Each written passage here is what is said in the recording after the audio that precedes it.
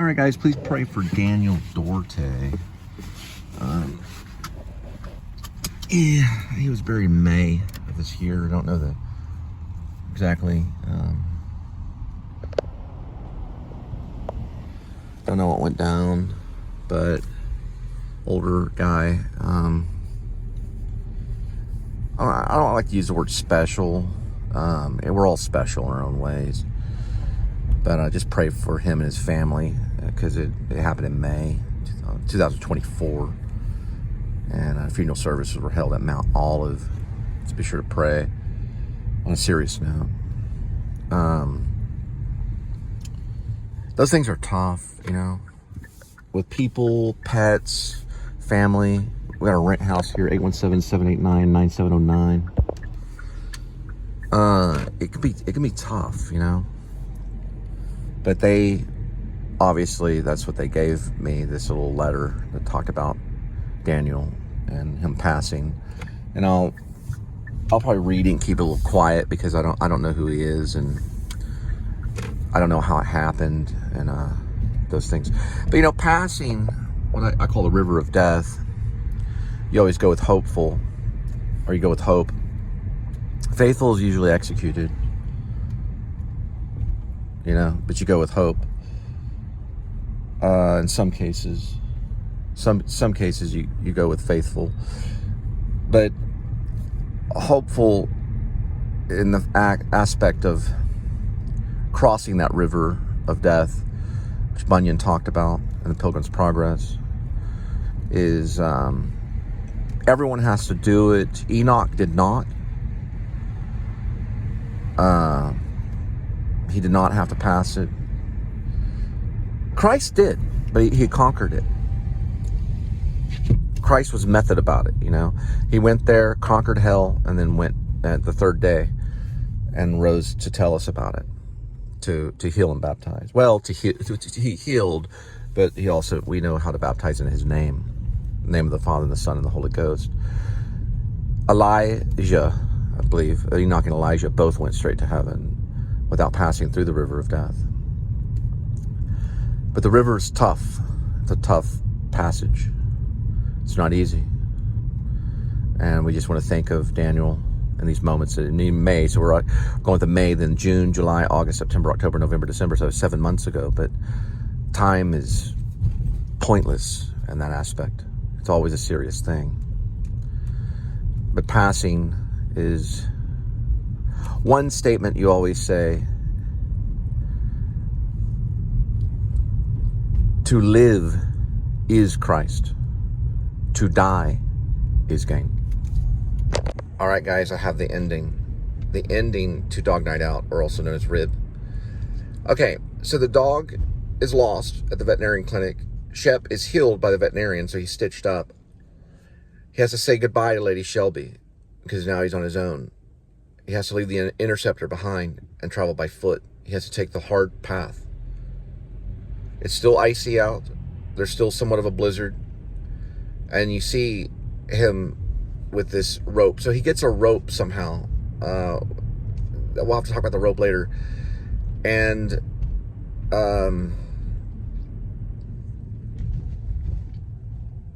there was a time, because he does stay in Alaska for a year. There's a time when him and the dog, which is Buster, had to cross this river where they were basically catching fish in a net, and he basically swims across at one time, or he walks across in the cold because they ice fish on it. So he walks across it and ties this rope from one bank to another so he can scale it safely if it cracks. And the ice hole fish, you can get a lot of fish that way. It does crack a little bit, but he holds onto the rope, so he does have to swim a little bit. This was an original, like whenever he first crossed it. He goes again during the blizzard to cross it because Alfred and Jonah, also known as Sam, are chasing him. Those are 2 Alaskan troopers. They're still trying to find him. And it ends with all this pelting snow over this river, and he has to grab on to this rope, and he starts scaling across the rope on the ice But for some weird reason, ice is like cracking because of the force of the river. And it's all this like crushed ice, and it's almost supernatural to a point. The polar bear is on the other side kind of roaring, and then you see the native, Alaskan native, doing the ceremony going, he's got like this smoke coming up. It's almost like incense, and he's sitting there on the other side. So he's going to make it over to the other side to, you call him the polar bear man, or the native, Alaskan native that I wanted either Bobby Skez or Benicio to play. And he's grabbing onto this rope and he's coming across, and that's the ending. It ends with him crossing the river.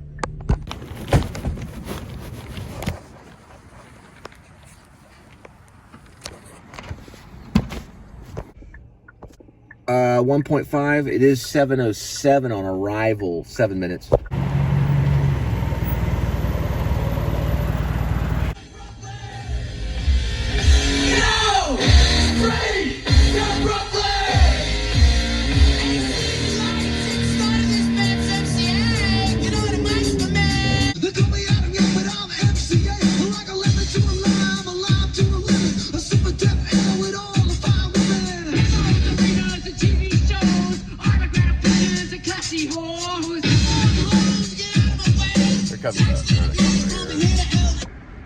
Comes the horses. See them? Yeah. There they go.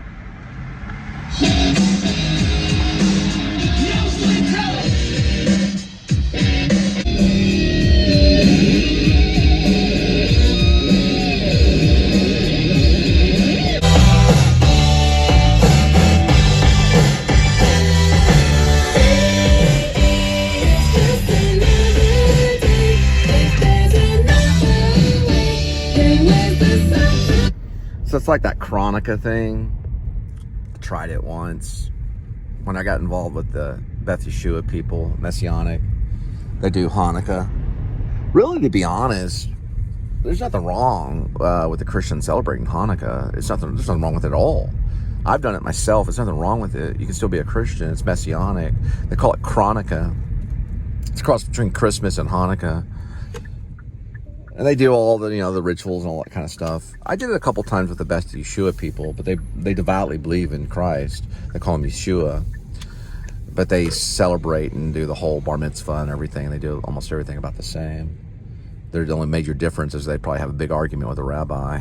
Yeah. They're definitely not complete rabbis, even though they probably use that terminology. But they celebrate Christmas. Yeah, they do. They do. They bring joy in the Christmas season. And they do Passover and all the other stuff, and the feast, the Festival of Lights, which is pretty much what, I mean, you think about Christianity, the first Christians were Jewish, because they're Messianic. So they hung out with Jesus. Jesus was Jew. And, all of that, there's Jews for Jesus. So, there's a new road. It's like, dang, Jesus took the wheel. Jesus took the steering wheel there for a minute, Jesus. But he was, and you can do Chronica, if you need to. You don't have to. You can just watch it start out live. But, Chronica, Christmas Chronica. But, I don't know. It's not that big of a deal, really. It's like, oh my gosh, they're celebrating Hanukkah. Oh no, run away. It's a festival of lights, so it mixes in with Christmas. But Christmas is a nativity scene, so it's when the baby Jesus came as a man. Well, he came as a baby and then became a man, but he came to earth as baby form. That's what Christmas is all about, celebrating the first entrance into the what they call the flesh suit. You got to understand that Protestant, they say a flesh suit. It's when he became human, and he started. 33 years later, he would start his mission into the moment of his crucifixion and then rise on the third day. I guess this is going to be... Yeah.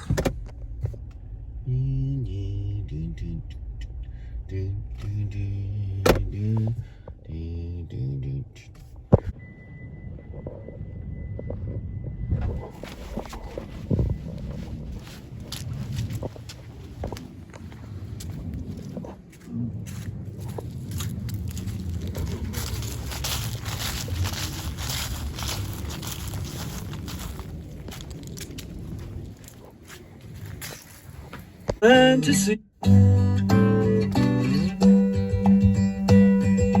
Blackbird singing in the dead of night.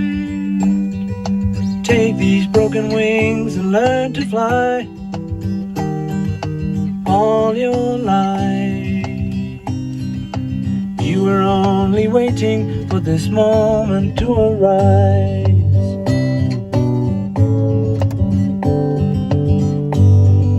Blackbird singing in the dead of night. Take these sunken eyes and learn to see. All your life you were only waiting for this moment to be free. Blackbird fly. So like Dog Night Out, they're like, it's your title, and then Red, and what the heck is going on with Red? But there is Shepherd of Alaska. Now, I know there was The Body, and then there's Stand By Me. You know, you got Stephen King, The Body, and then Rob Reiner's like, you mean Stand By Me? Stephen King's like, I guess that's what I meant. So that might mean The Shepherd of Alaska.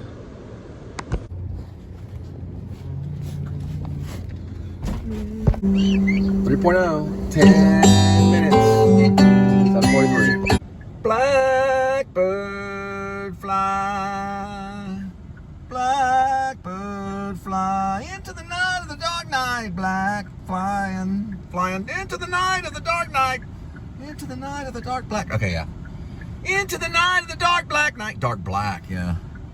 Blackbird fly into the night of the dark black night. All right. Blackbird fly. Blackbird fly into the night of the dark black night. Blackbird fly. Blackbird fly into the night of the dark black night. I got it. Into the night of the dark black night.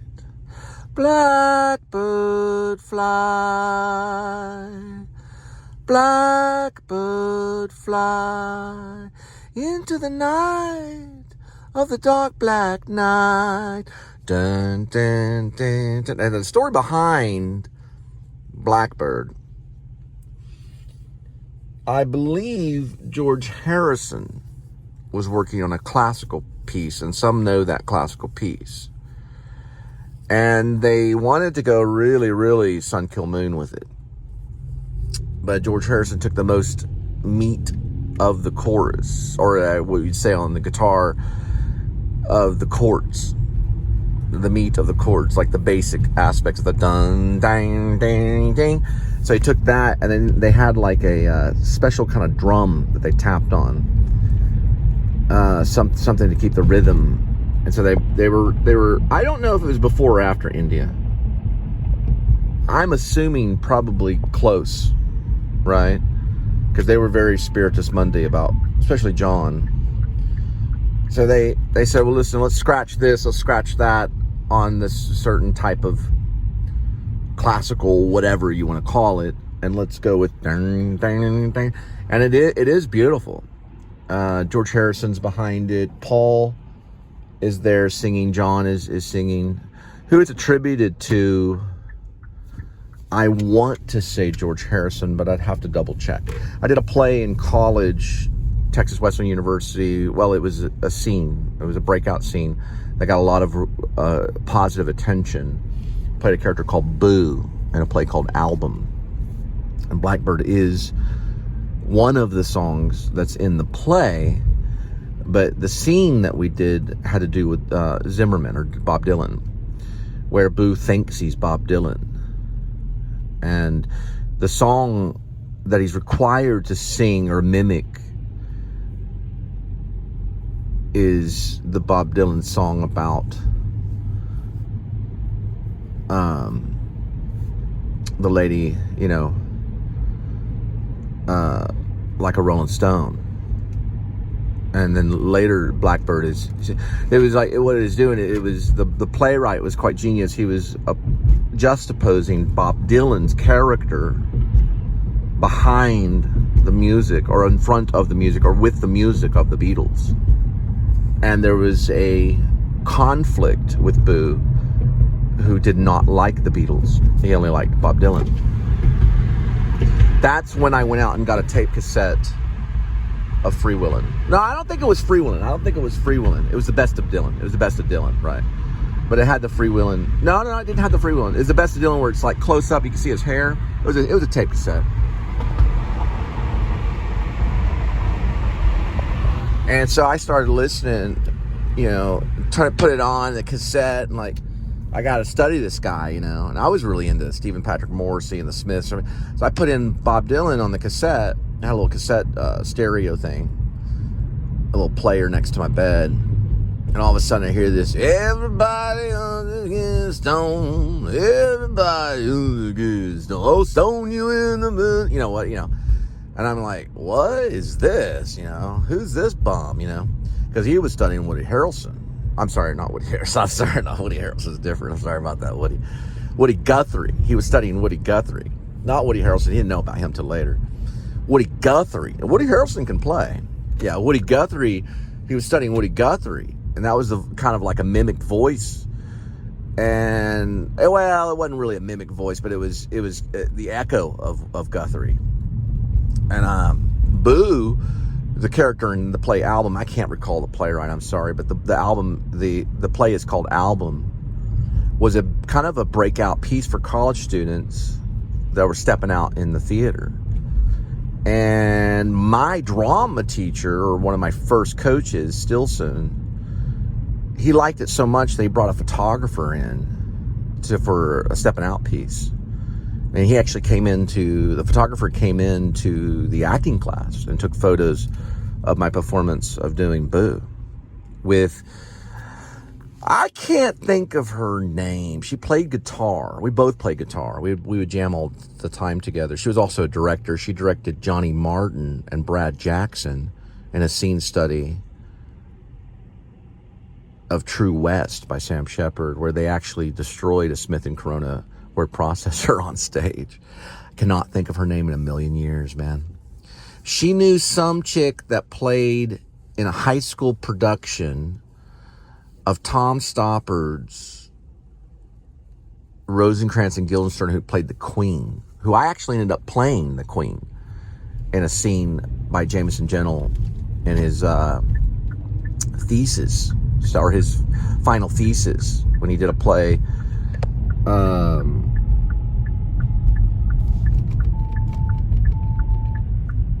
of Tom Stoppard.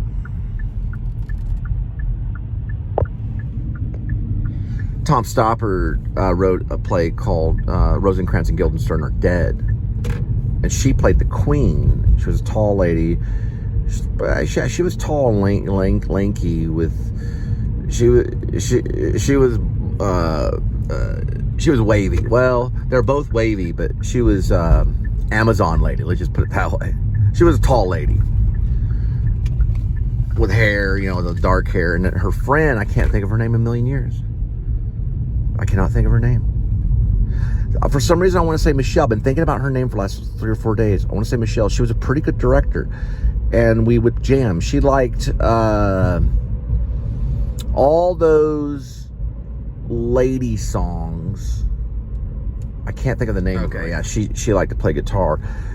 Her friend, I want to say it was Catherine, but I know that she played a character. She played she was at a high school, because we saw some of these performances in UIL, so we'd hear some of these people. They end up in college, and you'd end up going to acting class with them from UIL in high school. But they did Rosencrantz and Guildenstern Are Dead, and she played the Queen and got like honorable mention or all-star cast. So she got a scholarship, and she ended up at Wesleyan too, with this other lady, I cannot think of her name. And she was a director. She had directed me in a few pieces, and she was the one that directed Johnny Martin and Brad Jackson in True West. But I can't think of her name, but she played guitar, and I can't think of them. They were like a female folk band, the Something Sisters. And there was a few other like that. What's going on? She had that kind of. She'd probably have been to Woodstock. You know, the second Woodstock. She wore tie-dye. She had kind of acne. She reminded me a whole lot of that chick that I shot, Andy Warhol chick. And I can't think of her name either. Something Tomlinson or something. Cannot think of her name in a million years. She worked with River Phoenix in Dogfight. It wasn't her though, but she looked like her. And she kind of had acne. She played guitar. And we'd always go out in front of the lobby of the theater department at Wesley and we'd play guitar. And she goes, you know this chord and all this stuff. And we'd be playing like Boston and stuff. People would show up and we would just play. And she could sing. She could sing. She had lips. She had a friend, I think, named Catherine. And it's just weird. Because she had a boyfriend that would jump around at raves. But they were friends. But I just can't think of her name. She was a director. And I'm trying to think other than maybe... No, she was in Album. Yeah, she was in Album. She was in my acting class. She was in Album. She played the other character up on the other side of Boo. Boo was the main character. I think his name was Boo. And there was you know, on the other side, meaning the opposing side, she was the heroine or the lady character, whatever, lady character. I cannot think of her name.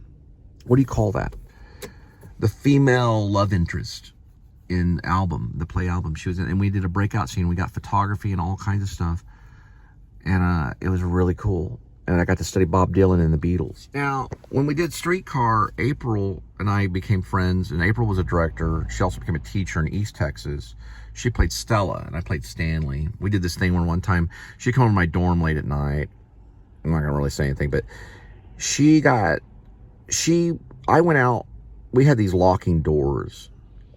Jennifer Harris, who lived on the other side of the dorm, she had a guitar. And she could play anything. She could play any Beatles song. She was a music major. But she hung out with all the theater people and she did theater stuff. She was on the other side, way over the other side of the dorm. And it was like a duo dorm. Men and women dorm. I forgot what they call them. Men and women. It would be men on one floor, women on the other. It'd be like men, women. And I went down the corridor, went out, and then I went back and it locked. We had already like opened Streetcar. And like I made a thing where I didn't talk to anyone, didn't really do anything. I was just focused on Stanley. And she found her way in. And I went around the side and I just got to like right there on the corner. And April was like, I wonder where the hell he is, you know? And I was like basically kind of in my underwear and my shirt. And I screamed, hey, April. And then I just started screaming, hey, Stella, you know? And she was like way up there. And finally I see this face press against the dorm window, because a lot of times those windows don't even open. And then she realized, oh shit, and, you know, and she had to come running down and let me in. I was like, hey, Stella. And Jennifer heard us. She was like, Jennifer Harris heard us. Yeah,